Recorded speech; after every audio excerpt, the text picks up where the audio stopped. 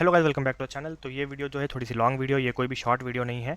तो इसमें मैं आपको बताऊंगा कि ये लॉन्ग वीडियो क्यों बना रहा हूँ मैं। तो पहले रीज़न मैं बना रहा हूँ, ये बेसिक से बिल्कुल स्टॉक मार्केट के एजुकेशनल वीडियो बेसिक से कवर करेंगे। इसमें एकदम बिगिनिंग की इन्वेस्ट करने की ज़रूरत ही क्या है आपको, ठीक है। वहाँ से शुरू करके हम एकदम एडवांस पे जाएंगे। टेक्निकल एनालिसिस हो गया, टेक्निकल एनालिसिस हो गया, और आपको ऑप्शन फ्यूचर्स ये चीज़ें क्या है, कैसे काम करती है, और इंटरडे पे कैसे ट्रेडिंग करते हो, स्कैल्पिंग किस तरीके से की जाती है, सारी चीज़ें हम बताएंगे, ठीक है। सारी चीज़ों में धीरे धीरे छोटी छोटी वीडियोस डालता रहूँगा, 5-10 मिनट 15 मिनट के हिसाब से। तो अभी शुरू करते हैं, ठीक है। तो लॉजिक ये देखिए, पहली बात, आपको अपना पैसा जो लॉकर में आपने दबा रखा है, जो सेफ पड़ा है, ठीक है, तो उसको इन्वेस्ट करने की ज़रूरत ही क्या है, ठीक है। बहुत सारे लोग बोलते हैं इन्वेस्ट मत करो, पैसा सेव करो सेव करो। तो पहले के ज़माने में अपना जो कल्चर था वो सेविंग कल्चर था इंडिया में। सारे ही अपने पूर्वज जो है सेविंग में ज़्यादा कॉन्सेंट्रेट करते थे, सेविंग पे ज़्यादा ध्यान देते थे अपने पूर्वज सारे।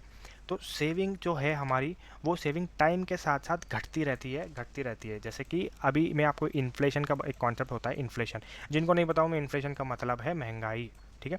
तो इन्फ्लेशन जो कॉन्सेप्ट है महंगाई, ये महंगाई टाइम के साथ साथ बढ़ती रहती है, क्योंकि कहीं पे कोई नुकसान हो गया, कहीं पे बाढ़ आ गई, कहीं पे कुछ हो गया, कोई नेशनल कैलेमिटीज़ हो गई, कहीं पे कुछ भी हो जाए ना दुनिया में, तो वहाँ उस हिसाब से महंगाई जो है बढ़ती रहती है। आज के ज़माने में तो कहीं पे कुछ भी हो रहा है, कभी एक दूसरे से लड़े जा रहे हैं, बंदूकें निकाल के मारे जा रहे हैं लोगों को, ठीक है। तो उस केस में महंगाई जो है बढ़ती रहेगी। तो महंगाई जो है बढ़ने का रीज़न, बहुत सारे रीजन होते हैं, उसका कोई पर्टिकुलर सिंगल रीज़न नहीं होता कि महंगाई इसी कारण से बढ़ेगी। तो कॉन्सेप्ट ये है कि अगर महंगाई बढ़ेगी, अगर महंगाई ऊपर जाएगी, तो हमारा जो पैसा हमने जो सेफ लॉकर में रखा हुआ है, वो पैसे की वैल्यू खत्म होती जाएगी। तो मान लीजिए जिसने 100 साल पहले अगर 100 रुपये बचाए होते, ठीक है, उस ज़माने में 100 रुपये की बहुत कीमत थी, ठीक है, 100 साल पहले। मगर आज 100 रुपये में क्या आता है, ठीक है। आज 100 रुपये में बहुत कुछ ज़्यादा सामान नहीं आता, बस छोटी मोटी चीज़ें ही आती है 100 रुपये में, ठीक है। पेट्रोल भी 109 रुपये का हो गया है। पेट्रोल भी 110 रुपये महंगा है, 1 लीटर। 1 लीटर पेट्रोल भी 10 रुपये महंगा है, ठीक है। तो 100 रुपये में इतना कुछ नहीं आता, ठीक है। आज के ज़माने में 100 रुपये की इतनी कोई खास वैल्यू है नहीं। तो उसी कारण से हमें जो हमारा पैसा जो लॉकर में सेफ पड़ा है, उसको लॉकर से निकाल कर उसको हमें कहीं पे रिस्क लेना पड़ता है उस पैसे का। तो उस रिस्क के साथ हमें एक बढ़िया रिटर्न भी मिलता है, वही चीज़ इन्वेस्टमेंट है, उसी को हम इन्वेस्टमेंट बोलते हैं, ठीक है। तो आप जितना रिस्क लोगे अपने पैसे के साथ, उतना बढ़िया आपको रिटर्न एक्सपेक्टेड रहेगा। इसका मतलब ये नहीं है कि गारंटी मिलेगा। अगर गारंटी वाली चीज़ चाहिए तो आपको कहीं पे कुछ भी नहीं मिलेगा। मैं बोल रहा हूँ आपको, गारंटी वाली चीज़ें मार्केट में एग्जिस्ट नहीं करती, स्टॉक मार्केट में एग्जिस्ट करती है, ना ही आपकी दुनिया में कोई गारंटी एग्जिस्ट करती है। आपकी जीने की भी कोई गारंटी नहीं है कि आप 10 साल तक जियोगे कि नहीं जियोगे। तो गारंटी नहीं होती है, प्रोबेबिलिटी होती है। प्रोबेबिलिटी के हिसाब से अपने को काम करना होता है, ठीक है। तो ये तो हमने अभी तक समझ लिया कि इन्वेस्टमेंट का क्या कॉन्सेप्ट होता है, ठीक है। तो सेविंग से हटकर हमें इन्वेस्टमेंट करना है, ठीक है। इसका मतलब ये नहीं है कि जितना भी पैसा कमाओ पूरा सारा इन्वेस्ट कर दो, ऐसा बिल्कुल भी नहीं है। वो अपने एनालिसिस के हिसाब से होता है। इस टाइम तक हमने इन्वेस्टमेंट को समझ लिया कि इन्वेस्टमेंट क्यों करना चाहिए, ठीक है। सेविंग के बजाय हमें इन्वेस्टमेंट क्यों करना चाहिए। हमें अभी देखते हैं कि एसेट क्लासेस क्या होते हैं, और किन किन एसेट क्लासेस में इन्वेस्ट किया जा सकता है, और स्टॉक मार्केट उसके बाद हम डिस्कस करेंगे, ठीक है।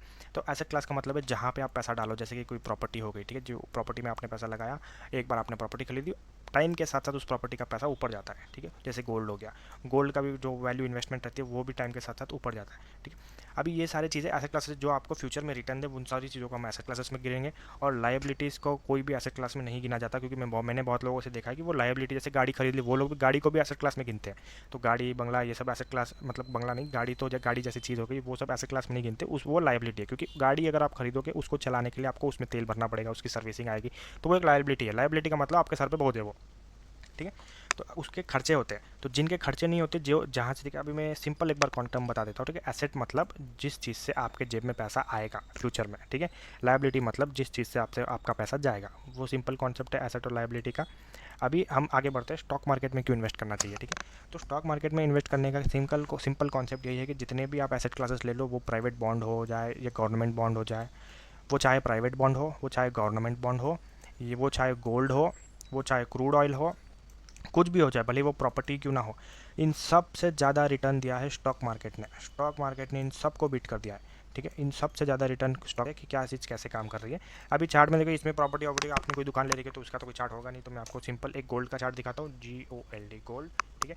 ये है गोल्ड का स्पॉट चार्ट, ये डॉलर में रहेगा। तो हमें डॉलर में देखना ही नहीं है, हमें सिंपल हमें सिर्फ, अगर मैं मंथली खोलता हूँ, मैं 12 महीने का खोलता हूँ, 1 साल की एक कैंडल रहेगी, वो सब हम बाद में डिस्कस करेंगे, कैंडल क्या चीज़ है, ये क्या चार्ट क्या चीज़ है, ठीक है।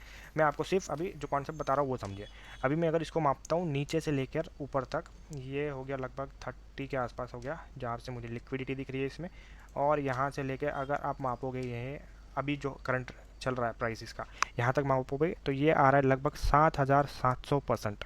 7,700% तक का रिटर्न दिया है इसने अभी तक, ठीक है।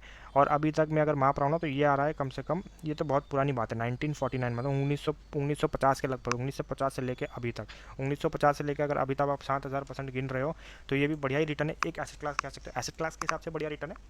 मगर इसको अगर आप कंपेयर करोगे अपने इंडियन इंडेक्स के हिसाब से, इंडियन इंडेक्स में ले लेता हूँ आपको निफ्टी 50, ठीक है, अपना एक इंडियन इंडेक्स है।